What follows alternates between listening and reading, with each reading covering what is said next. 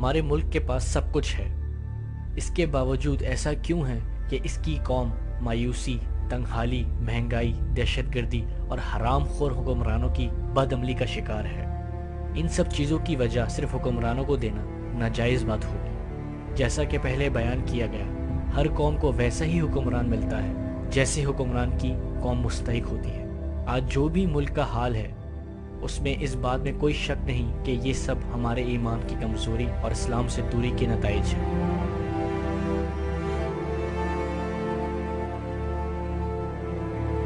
اور اس کی دوسری بڑی وجہ وہی لوگ ہیں جو پچھلے 1500 سال سے کچھ ایسے ہی حالات کا فائدہ اٹھا کر دنیا میں فتنے اور جنگیں برپا کر کے دنیا کی شکل میں تبدیلی لا رہے ہیں، اور 60 سالوں سے جن کا اولین نشانہ پاکستان اور اس کی عوام ہے۔ جس دور میں فری میسنز اپنی مرضی سے مسلمان دنیا کو توڑ کر چھوٹی چھوٹی سیکولر سٹیٹس میں بدل رہے تھے اور اسٹیٹ آف اسرائیل کے قیام کو انجام دے رہے تھے، اسی زمانے میں ان کی مرضی کے خلاف اللہ سبحانہ تعالیٰ نے ان کی یہودی اسٹیٹ کے قیام سے 1 سال پہلے ہی پاکستان بنا دیا۔ بظاہر تو دونوں ملکوں کی تاریخ میں کہیں پہ بھی دونوں کے بیچ میں ڈائریکٹ کانفلکٹ نہیں ہوا، لیکن فری میسنز یہودی پاکستان کو ایک خطرے کی علامت کے طور پر دیکھتے ہیں، کیونکہ یہ پاکستان کی وہ باتیں جانتے ہیں جو آج بدقسمتی سے خود پاکستان میں بہت کم لوگ جانتے ہیں۔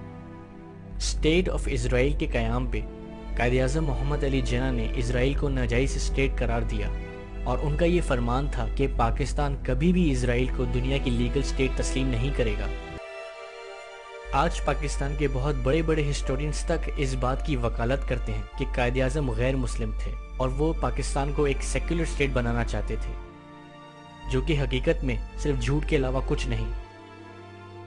اگر قائد اعظم غیر مسلم ہوتے تو ان کی نماز جنازہ مولانا شبیر رضا عثمانی جیسے بڑے عالم دین نہ پڑھاتے، اور اگر قائد اعظم پاکستان کو ایک سیکولر اسٹیٹ بنانا چاہتے تو پھر انڈیا سے الگ ملک بنانے کی کوئی ضرورت نہ ہوتی، کیونکہ انڈیا خود ایک سیکولر اسٹیٹ ہے۔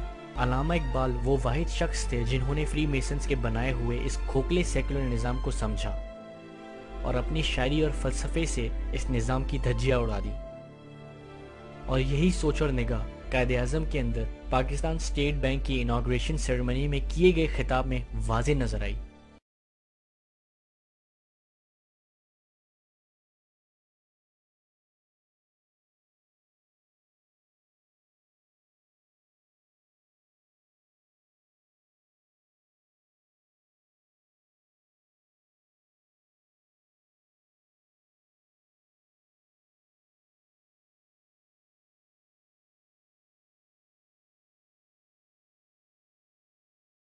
ظاہر بات ہے کسی ایک ملک سے شروع ہوگا، اس کے لیے مشیت خداوندی بہت عرصے سے اس خطے کے لیے کچھ طے کر چکی تھی۔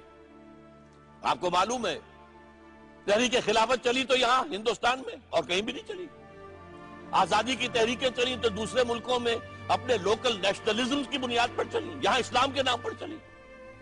پاکستان معجزے کے طور پر قائم ہوا، پھر 27ویں شب رمضان مبارک میں نازل ہوا۔ یہ وہ آیات ہیں، یہ وہ کرامات ہیں جو پاکستان کے ساتھ وابستہ ہیں۔ اس سے پہلے یہ کہ مجددین کا سلسلہ جو 1000 برس تک عالم عرب میں رہا تھا وہ ہندوستان میں منتقل ہوا۔ بہرحال اب یہ کہ اس کے بعد بھی اگر خدا نہ خواستہ پاکستان فیل ہو جاتا تو ان تتولوا یستبدل قوما غیرکم، اگر تم پیٹھ دکھا دو گے اس مشن سے جو ہم نے تمہارے حوالے کیا اور جس کے لیے ہم نے تمہیں ملک دیا، معجزے کے طور پر دیا، تو پھر ہم تمہیں ہٹائیں گے، یہی مشن کسی اور کے حوالے کر دیں گے۔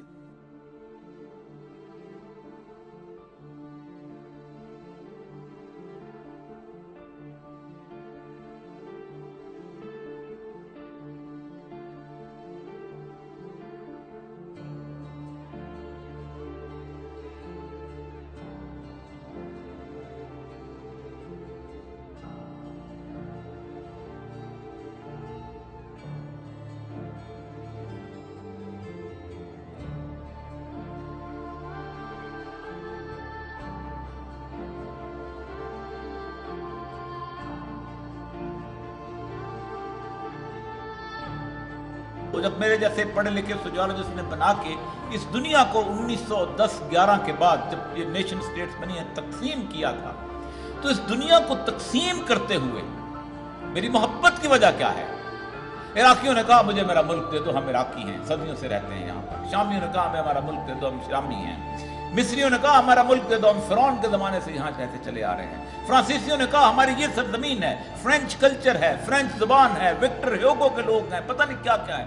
بیلجیم نے کہا ہمارا کنگ وہاں سے چلا آ رہا ہے، ہماری اتنی سی باؤنڈری ہے، یہاں پر اس کا ہم تحفظ کریں گے۔ ہم دنیا کی وہ واحد قوم ہیں، یہ مملکت خداداد وہ واحد ہے کہ 199 گھر تھے، 199 عمارتیں بنی اس دنیا کے نقشے کے اوپر۔ ہم نے جب ایک عمارت تخلیق کی، اس کے بعد اللہ کی تختی لگا دی۔ 1400 سال کے بعد پہلی دفعہ ہم نے بدر پیدا کیا۔ کہا بیٹا ابو بکر، کئی دفعہ تم میری تلوار کی سد میں آئے تھے، میں نے تمہیں بخش دیا۔ ابو بکر نے کہا جس اللہ تبارک و تعالیٰ کے قبضے میں ابو بکر کی جان ہے، ابو قحافہ ایک دفعہ بھی تمہارے گردن میں نیچے آتی تو میں تمہارا سر اڑا دیتا۔ ہم نے کہا تھا اس کا دادا ایک ہے، ہمارا ساگ ایک طرح کا کھاتے ہیں، ہم ایک طرح کا بھنگڑا ڈالتے ہیں، ہم ایک طرح کی دھوتی پہنتے ہیں، ہماری نسل ایک ہے، ہمارا رنگ ایک ہے، ہماری زبان ایک ہے، ہم گالیاں ایک طرح کی دیتے ہیں، میرا بھائی نہیں ہے۔ اس لیے کہ یہ لا الہ الا اللہ محمد رسول اللہ کہتا ہے۔ ہم نے 1400 سال بعد اس سرزمین کے لیے بدر پیدا کی تھی۔ اس سے پہلے بدر اس طرح پیدا نہیں ہوئی۔ 10 لاکھ لوگ اس لکیر کو کھینچنے کے لیے، 10 لاکھ لوگ قربان کیے گئے اس لکیر کو کھینچنے کے لیے۔ مجھے اس لیے اس سے محبت ہے۔ ہم بہت خوش قسمت لوگ ہیں۔ کتنے خوش قسمت لوگ ہوتے ہیں کہ جن کی دھرتی جو ہے پوری دنیا کے اندر اس بات کا اعلان کرے کہ اللہ کی دھرتی ہے۔ کوئی دھرتی، سعودی عرب بھی اعلان نہیں کرتا کہ ہم اللہ کی دھرتی ہیں، وہ سعودیوں کا ملک ہے۔ ہاں حرم اس کے اندر ہے، ہاں حجاز اس کے اندر ہے، ہاں مدینہ النبی اس کے اندر ہے، لیکن اس کا اعلان نہیں ہے یہ، وہ سعودی عرب ہے۔ ہم واحد ملک ہیں دنیا کی نقشے کے اوپر کہ جس نے کہا یہ اللہ کی زمین ہے، ہم اللہ کے لوگ ہیں، ہم اللہ کے نام پر بنے۔ پاکستان نام تو کوئی نام نہیں ہے، کوئی قومیت نہیں ہے۔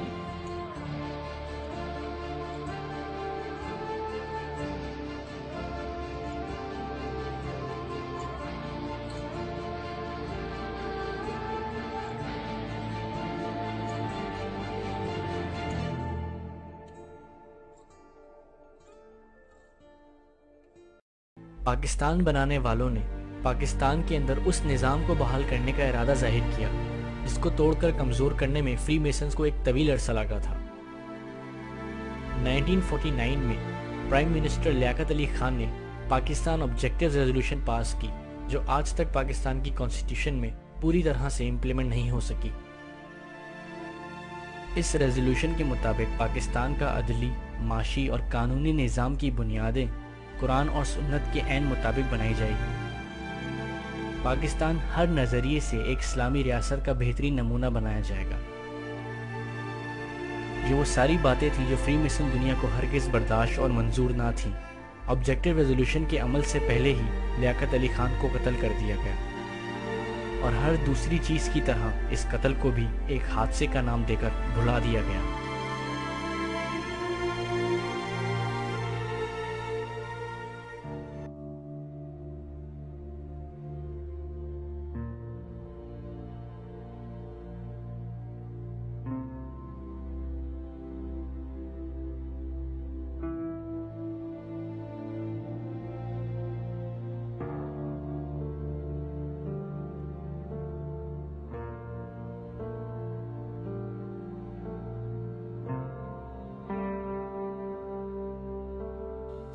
اقبال نے اپنی زندگی کے آخری ایام میں ایک نظم کہی تھی، ابلیس کی مجلس شورا۔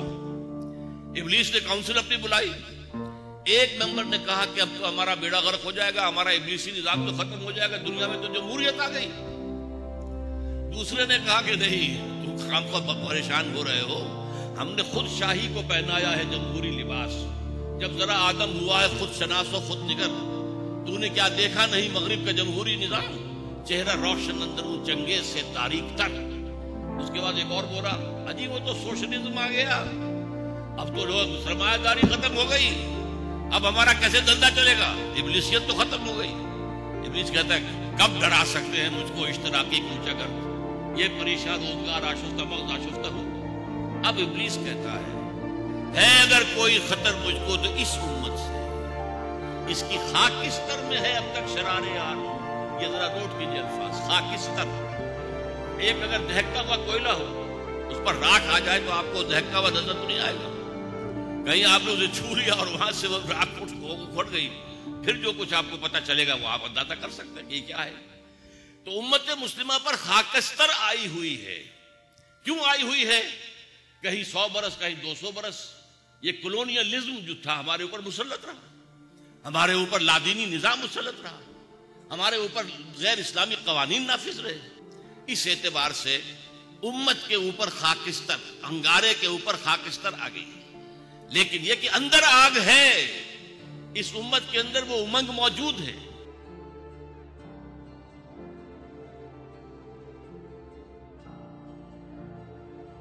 एक अजीबोगरीब वाकया है पाकिस्तान की तारीख का, जो हमारी निसाब की किताबों से निकाल दिया गया। एक शख्स था अल्लामा मोहम्मद असद, मैंने उसका कई बार जिक्र भी किया है। अल्लामा मोहम्मद असद ज्यू थे, एक ज्यू घराने के अंदर पैदा हुए थे, और ऑस्ट्रिया का जो शहर है वियना, उसके अंदर वो थे। एक शख्स हजाल वहां पैदा हुआ है जिसने प्रोटोकॉल ऑफ ज्यूज लिखे थे। मोहल्ला भी एक, इलाका भी एक, और दूसरा अल्लामा मोहम्मद असद। अल्लामा मोहम्मद असद जो थे ये वहां पैदा हुए, और दादा ने कहा कि मैं तुमको रिबाई बनाऊंगा, जैसे हमारे मुल्ला होते हैं बहुत बड़े। रिबाई जो है उन्होंने बनाने की कोशिश की, लेकिन इनको कुछ दिल नहीं लगा। कोई जो तालबूत पढ़ते रहे, बाकी चीजें। फिर उसके बाद सहाफत में निकल गए, जर्मनी चले गए। जर्मनी में जाके उन्होंने टॉल्स्टाई की बीवी जो थी वो उसका इंटरव्यू कर दिया, क्योंकि उसके साथ बड़ा उन्होंने जुल्म किया था कम्युनिस्ट ने, तो बड़ा पॉपुलर हुए।